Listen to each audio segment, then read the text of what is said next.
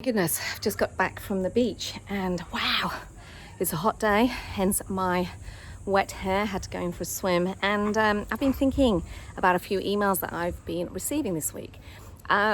So last week or a couple of weeks ago, I wrote a blog challenging everybody to not only get clear on what their goals are for 2021, their goals for their businesses or their careers, financially, from relationship perspective, even for themselves, and challenged people to actually think about, okay, who are the people that are going to help you? Who are the critical groups of people? Who are the critical individuals that are in 2021 going to become part of your inner circle, the people that are going to become your marketing machine, your board of advisors, your intelligence bank? And as a result of writing that blog, I've had a whole heap of emails and questions come into me, and so I thought I'd answer a few of those. And the first one I want to answer as part of today's blog is the question around, okay, Janine, I've identified that there's some gaps in my network, but how on earth do I fill those gaps? When I dig deep as to what's getting in people's way, there are some key challenges that come up. The first one often relates to confidence, a concern about what to say, how to say it, am I going to be interesting enough, almost an inner fear of looking stupid, being judged. People often say that. The second thing is how. Is there a framework? Is there a process? Are there 7 easy steps, Janine, that I should do? And finally, many people say, why the hell would these people care about me? So what we've got to do is we've got to replace that lack of confidence, that fear, with the feeling of confidence. We've got to replace the concern around what do I say, how do I say it, all of that confusion with clarity. And most of all, we've got to replace this concern about what other people may think, why the hell they should care, with an intentional respect. So my tip revolves around this, and it's very simple.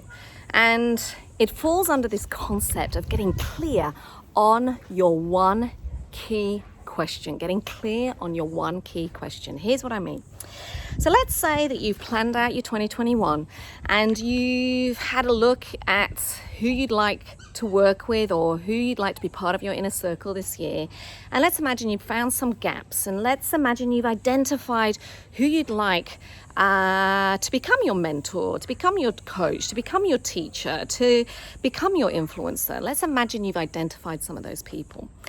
What you then need to do is understand, first and foremost, your job is to respect the other person's time.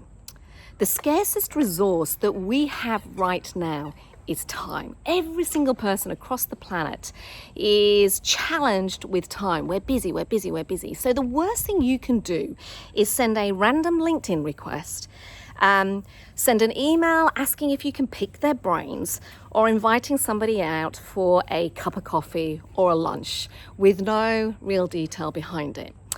What I advise my clients to do is take ownership, identify who, and then get very clear on what is the one key question, if you only had 5 minutes with that person, that you would ask. What is that one key question? So yes, do your research, look at their profile. Why is it in the first place that you thought you'd love to have them in your network? What is it about their experience, their skills, what they've done already, the stuff that they talk about that you love, that you respect, that you admire, and that you'd love to actually have in your world? Get really, really clear on this stuff before you reach out. And once you're clear, reach out and ask that question. Here's what I mean. Let's imagine you are in the early parts of your career in a professional services firm. Let's imagine that you have a dream and an ambition to become a partner in that firm. And you've seen somebody in the organization that you go, God, I really love how they've built their career. Reach out to them. Hi, my name is Janine. I've been following your career. I've recently started in this organization, and I have an ambition to become a partner here. If you could go back to when you first started here, what are the 1, 2, 3 critical pieces of advice that you would give somebody in my position? See? People have to give you an answer. Let's imagine you're a small business and you're wanting to go online. Let's imagine you've got a retail store and you're wanting to go online, and you've been watching a competitor or somebody else in the industry that seems to have successfully done it. Send them an email. Hey, my name is so-and-so. Tell them a little bit about you. Explain what it is that you admire about them, and actually say to them, is it possible to have a 50-minute conversation, because I'm looking to expand my business into the online space. You have very successfully done it over the last couple of years. I've noticed everything that you've achieved. I'd love to hear from you as someone that I look up to and respect and admire. What is the one critical thing that I have to watch out for in terms of something to avoid as I enter into this arena? So get clear on your one key question and then ask it. If you only had 5 minutes with that person, what would you ask? So to wrap this up, first of all, identify who. Then identify why you want them in your world. What is it about them? Identify what is the question that you want to ask, and then take action. Ask the question, and most importantly, make sure you follow up. As I said, we're all short of time. Not everyone will see every single email, first of all, but those individuals that chase up the email, that follow up, that are absolutely attention out, that are curious and that respectful, more often than not get a response. I know when people do that with me, I absolutely respond to them.